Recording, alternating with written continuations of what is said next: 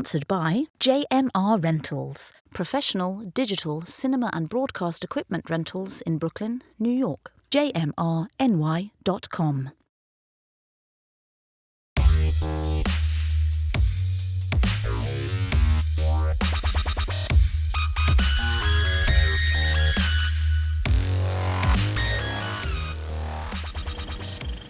Hello and welcome to No Rest for the Weekend. I'm Jason Godbey, here to kick off our first episode of 2024 with some No Rest for the Weekend news. Later on in the program, we're going to be taking a look at some movie releases here in 2024. But first, we got an update on some upcoming film festivals, starting with the Sundance Film Festival. The 40th edition of the Sundance Film Festival will take place from January 18th to the 28th. The event will be presented in person, along with a robust selection of films available online. Once again, artists and fans from all over the world will gather in Park City, Utah to celebrate film. The festival has announced over 80 films, 8 episodic titles, and a new Frontier interactive experience. Among those projects premiering at the festival are A Different Man, starring Sebastian Stan, the documentaries Devo, about the band of the same name, Luther Never Too Much, about the famed singer Luther Vandross, and Superman, the Christopher Reeve story, an intimate portrait of the celebrated actor and Superman star. Will and Harper is a documentary about Will Ferrell and his close friend of 30 years, Harper Steele, who has recently come out as a trans woman. The documentary follows the two as they take a cross-country road trip. Also featured at the festival will be A Real Pain, which marks the directorial debut of Jesse Eisenberg, who stars alongside Kieran Culkin and Will Sharp, and Richard Linklater's latest film, Hitman, starring Glenn Powell and Adria Arjona. Now, I had the opportunity to see Hitman at the New York Film Festival last year, but we didn't get to include it in the episode because we ran over time. So, to give you a preview, here's my review of Hitman. Next film on my list is Hitman. This film was really interesting. It's Richard Linklater directed it. It's inspired by the true story that will sort of loosely based on the true story of this guy called Gary Johnson. And he's like this average guy. He is a professor, he's a college professor who I think he's teaching Jungian psych. And, you know, he's teaching about like the self and things like that. And the whole movie is sort of a journey of discovering the self and sort of becoming the self that you imagine yourself to be. But it's really funny. It's dark comedy. So the whole premise is he plays this teacher who moonlights for the local police department as like a tech guy. He sits in the van while they run sting operations and runs like the sound equipment. And the sting operation is people are trying to hire a hitman. So they're trying to commit basically murder for hire as a conspiracy. And the police send in a detective undercover, this guy, who kind of, plays the part of a hitman. And then when they try to hire him, they give him money, they arrest them. So everything in Gary's life sort of turns upside down when the cop who originally plays the hitman for the police gets suspended because he's been inappropriate. So he sort of at the last minute gets tossed into the role, and then he like really gets into it. He becomes like this great actor. He's dressing up in costumes. He's getting, and he's landing arrests left and right. He's just like putting people away like crazy. And then when Adria Arjona's character attempts to hire him for a job, he kind of sees that she really doesn't want to do it, and he like talks her out of it. And then later, she ends up calling him. They get together and sort of form this romance. And then, all these different hijinks ensue. Don't want to give too much away. It's darkly funny. It's sexy.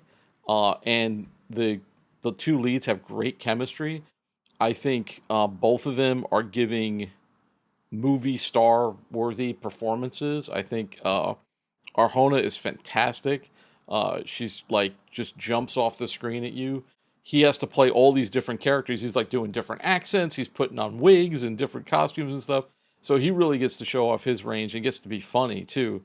And, it's, of course, it's Linklater, so it's quirky as hell, but it's a lot of fun. I would definitely recommend it. This year, we hope to be covering some of the films from Sundance, so stay tuned for that. And for more information and a full program, visit festival.sundance.org. Also in January, we have Slamdance. This announcement comes to us via Variety. The 30th edition of Slamdance will take place in person in Park City and Salt Lake City, Utah, running from January 19th to the 25th, with online screenings being offered on the Slamdance channel from the 22nd to the 28th. The complete 2024 lineup will include 32 features, 75 shorts, and 5 episodic titles.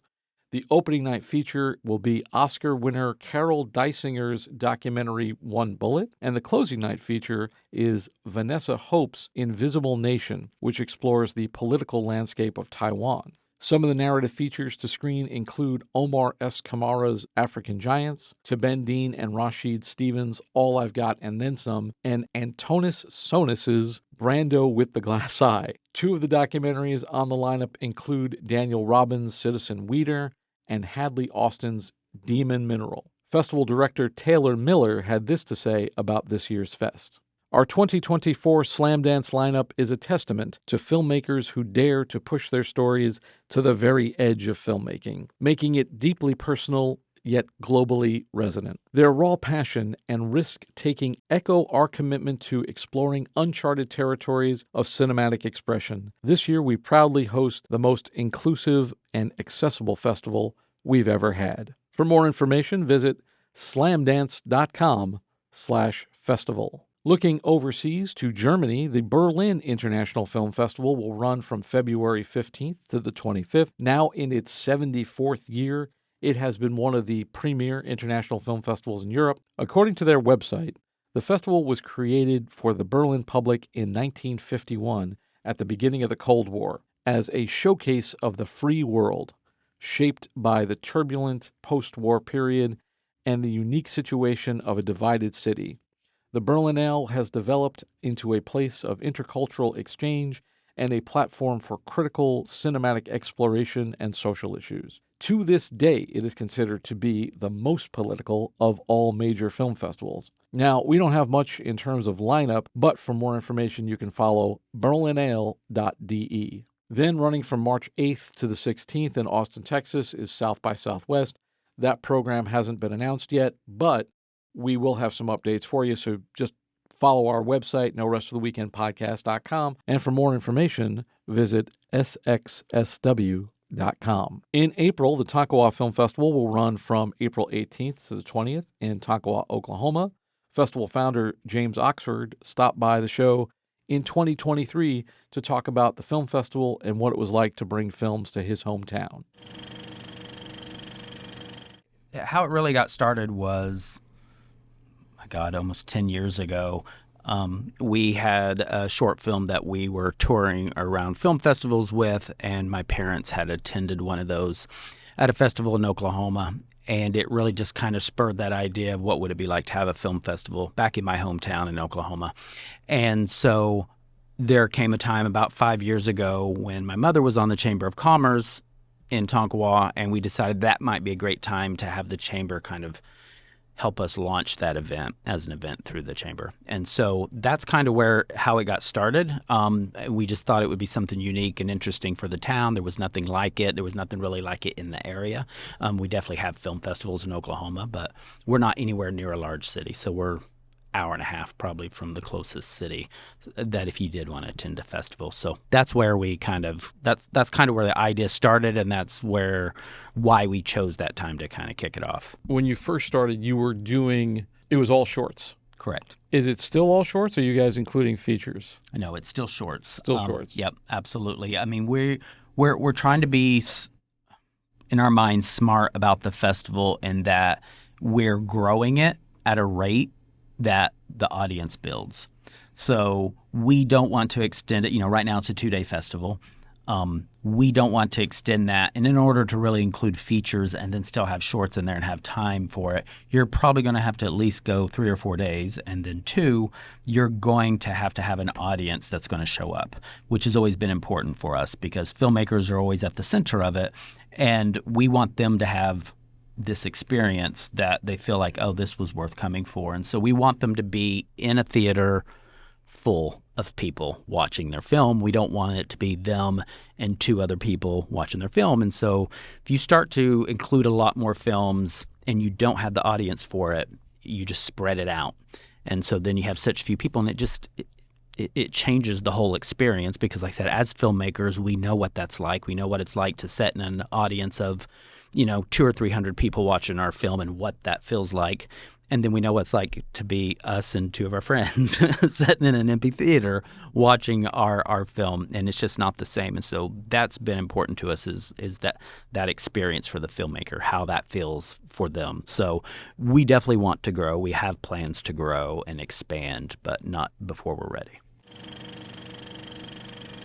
For updates, the festival website is tankawafilmfestival.com. Now celebrating its 48th year, the Atlanta Film Festival will run from April 25th to May 5th in Atlanta, Georgia. According to the festival website, they are one of only 24 Academy Award qualifying film festivals in the U.S., and they're the area's preeminent celebration of cinema. Atlanta Film Festival is one of the largest and longest-running festivals in the country, welcoming over 28,000 fans to discover hundreds of new, independent, international, animated, documentary, and short films selected from over 8,000 submissions from all over the world. For more information, visit atlantafilmfestival.com. In May, running from the 14th to the 25th, is the 77th edition of the Cannes Film Festival.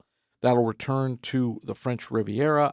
I wish I was there now. Last year's Palme d'Or winner was Anatomy of a Fall, which was directed by Justine Triet and starring Sandra Hüller. Our man in Hollywood, William Hammond, he actually reviewed that film along with Fallen Leaves, which won the jury prize that year. You can find those reviews on his site, actuallypaid.com, and you can find out more about the Cannes Film Festival on their website, festival-cannes.com. We'll have more updates and film festival coverage coming up this year, but first, let's take a look at some upcoming movie releases. Coming up on February 14th, swing into Valentine's Day with Madam Web. This is the latest in the series of Spider-Man adjacent films from Sony. Dakota Johnson plays Cassandra Webb, a paramedic in Manhattan who may have clairvoyant abilities in this origin story. According to IMDb, she is forced to confront revelations about her past as she forges a relationship with 3 young women destined for powerful futures, if only they could survive the present. The film also stars Sydney Sweeney and Emma Roberts. I have to admit, I'm skeptical about this one. I haven't really been the biggest fan of the Sony Spidey spinoff universe or the SSU. I thought the first Venom film was pretty insane, and I really haven't bothered with the second. I attempted to watch Morbius, that was streaming online, but to be honest, I couldn't make it all the way through. But Sony owns these properties. Spider-Man is popular. The Venom films did well, so we're going to keep getting these. In fact, we're going to get 2 more this year, including Kraven the Hunter, which stars Aaron Taylor-Johnson and Russell Crowe. Taylor-Johnson plays Sergei Kravenov, a young Russian immigrant who is on a mission to prove he is the greatest hunter in the world. According to Rotten Tomatoes, Kraven was originally set to appear sometime in the Andrew Garfield Spider-Man universe, but that was discontinued. So now we're getting another origin story. According to the trailer, we see Kraven get his powers through some magic lion's blood thing. Also in this film, he appears to be another anti-hero who fights the evil doings of his father, who's played by Russell Crowe. This one's scheduled for August 30th. Then we've got, in November, an expected Venom sequel. This will be the 3rd Venom film starring Tom Hardy. Also listed in the cast are Juno Temple of Ted Lasso fame, and Chiwetel Ejiofor, my favorite actor name to say. According to IMDb, the first Venom film had an estimated budget of $100 million and grossed over $850 million worldwide. The sequel, Venom Let There Be Carnage, had an estimated budget of $110 million and grossed over $500 million worldwide. I think the first film did better than expected, and that's why we got the second film. I think the trend will continue, and the third film will probably make some money if the budget's not too bloated.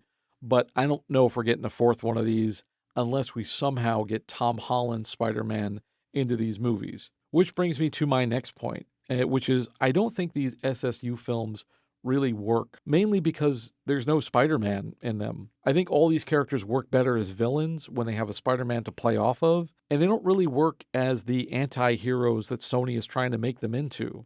There's no word as to whether or not these characters will appear in the MCU, but it's interesting to see what Marvel will do with them, if anything. I know Tom Hardy appeared briefly in like an after credits of the last Spider-Man film, but that might be the only thing we see of him. But we'll see. I'm interested. I want to see what Kevin Feige and Marvel do with these characters, if anything at all. Are you going to go see Madam Web or Venom or Kraven? Let me know. Tweet at us at BTR Productions. Let us know which Spider-Man films you want to see, if any, without Spider-Man. One film I am excited to see will be Dune Part II. This is a continuation of Dune, which came out in 2021. It was released in theaters and on streaming at the same time. I suspect most people watched it at home, just like I did. I was hoping Warner Brothers would re-release Part 1 in theaters so that we could experience the film as the director Denis Villeneuve intended, but as of this taping, no such plans have been announced so far. Now, Part 2 will continue the story of Paul Atreides as he unites with the Fremen to seek revenge against the Harkonnens who destroyed his family. Film will star Zendaya, Rebecca Ferguson, Florence Pugh, Austin Butler, Dave Bautista, and of course Timothée Chalamet. And we're going to get the great Christopher Walken as the Emperor. That's the price of admission right there, in my opinion. I feel like Villeneuve really understands this material. He understands these characters. And I really feel like he's going to stick the landing. I hope he does. Dune Part 2 arrives in theaters March 1st. On March 29th, the Ghostbusters will return with Ghostbusters Frozen Empire, the sequel to Ghostbusters Afterlife. Jason Reitman has handed over the directing reins to Gil Keenan for this one. Once again, Carrie Coon, McKenna Grace, Finn Wolfhard, and Paul Rudd will star. Kumail Nanjiani and Patton Oswalt have also joined the cast. According to IMDb, the plot for this one, the Spengler family returns to where it all started, the iconic New York City firehouse, to team up with the original Ghostbusters, who have developed a top-secret research lab to take busting ghosts to the next level. But when the discovery of an ancient artifact unleashes an evil force, Ghostbusters new and old must join forces to protect their home and save the world from a second ice age. This is a timely release, considering that 2024 marks the 40th anniversary of the release of the original Ghostbusters film. In April, the Monsterverse continues with Godzilla x Kong, the New Empire. I think that's how they're saying it, Godzilla x Kong, or is it Godzilla times Kong? According to IMDb, the new installment of the Monsterverse puts the mighty Kong and fearsome Godzilla against a colossal, deadly threat hidden within our world, which threatens the existence of their species and our very own, as well as diving deep into the mysteries of Skull Island and beyond. Delving straight into the origins of Hollow Earth, this film will explore the ancient Titan battle that brought man and monster together forever. This one stars Rebecca Hall and Dan Stevens as the humans who try not to get stepped on. I must admit, I haven't really been a huge Monsterverse fan. I saw Kong Skull Island, and I thought that was a lot of fun.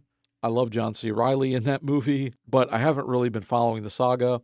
But, if you're a kaiju aficionado, you're in luck. Godzilla x Kong, The New Empire comes to theaters April 12th. Then on April 26th, Zendaya stars with Josh O'Connor and Mike Faist in a drama about three young tennis players in a love triangle that starts when they were teenagers. They compete to win a Grand Slam tournament, but old rivalries reignite on and off the court. This one looks interesting. Other filmmakers have attempted to make tennis sexy. Not sure if it's ever worked. Zendaya is very popular. She's been on a tear lately. She's been in the Spider-Man movies and Dune and her own TV show. And now this, so I'm curious to see if this film finds an audience. Diving into theaters this May is The Fall Guy, starring Ryan Gosling and Emily Blunt. This is based on the 80s television show of the same name, starring Lee Majors.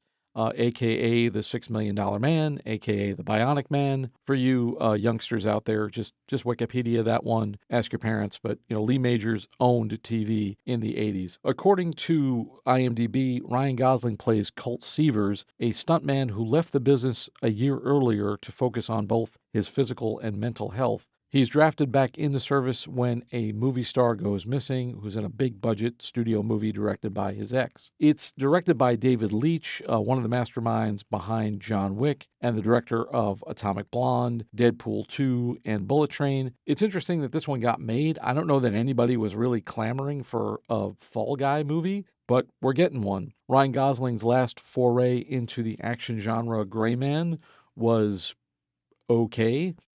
Critics were kind of underwhelmed by it, but audiences seem to like it. I have more hope for this one just because it's David Leitch and he knows action, so I'm curious to see it. You can catch The Fall Guy in theaters starting May 3rd. Then we have Furiosa, a Mad Max saga. This is the long-awaited prequel to Mad Max Fury Road. Anya Taylor-Joy will star as the younger version of Furiosa. That's Charlize Theron's character from Fury Road. The film will also star Chris Hemsworth and is helmed by George Miller, the mastermind behind the Mad Max franchise, which started way back in 1981. Personally, I loved Fury Road. I think it's an action masterpiece. It was nominated for Best Picture, so this movie has some big shoes to fill, but Miller hasn't disappointed yet. Furiosa, a Mad Max saga, speeds into theaters May 24th. Also on May 24th, we return to the simian world with The Kingdom of the Planet of the Apes. According to IMDb, many years after the reign of Caesar, a young ape goes on a journey that will lead him to question everything he's been taught about the past and making choices that will define a future for apes and humans alike. This looks to me like we're getting the future world that was the Charlton Heston universe, the original Planet of the Apes from 1968. It'll be interesting to see what new twists and turns are in store for this new version, kind of reminiscent of what they did with Mark Wahlberg's version of Planet of the Apes when they did the remake with Tim Burton, but this looks to be more from the apes' perspective. I'll be interested to see what they do with this new version of the story. In June, Ballerina jetés into theaters, starring Ana de Armas. This is a spin-off of the John Wick franchise. Ana de Armas plays a young female assassin who seeks revenge against the people who killed her family. Len Wiseman is at the helm for this one. You'll remember him from the Underworld franchise and Live Free or Die Hard.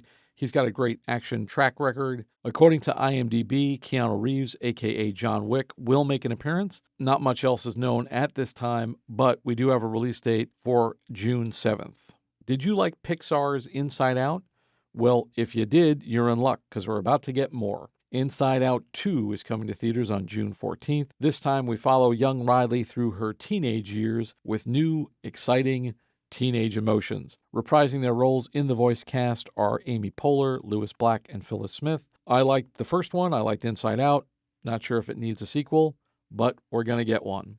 But that's not all. That's not the only sequel/prequel/franchise film that's going to be in theaters this year. I've already mentioned a bunch, but also on the schedule, we have A Quiet Place 1 from the Quiet Place franchise, Despicable Me 4, Twisters, a sequel to the 90s hit Twister, Deadpool 3, Beetlejuice 2, Transformers 1, Joker Folie à Deux, a sequel to the Joaquin Phoenix Joker, Terrifier 3, Gladiator 2, Sonic the Hedgehog 3, and The Karate Kid 2024, another in the Karate Kid franchise. Do you want to see these films? Are you excited for them? If so, please let us know what you want to see this year, what you want to hear more about. You can tweet at us on the app formerly known as Twitter at BTR Productions, or you can leave us a comment wherever you're watching this online. Of course, we'll have lots more movie news coming up for this year. Next week, we're going to bring you the movies we want to see in 2024, along with some of our favorites from last year. That's all we got for you today. Thanks so much for taking this trip down the rabbit hole. For more of our content, including more news and movie reviews, visit our website, norestfortheweekendpodcast.com. Don't forget to subscribe on your favorite podcast app or on YouTube, youtube.com/getbehindtherabbit. I'd like to thank our sponsor, JMR Rentals. For Behind the Rabbit Productions, I'm Jason Godbey. Thanks for joining us. We'll see you next time.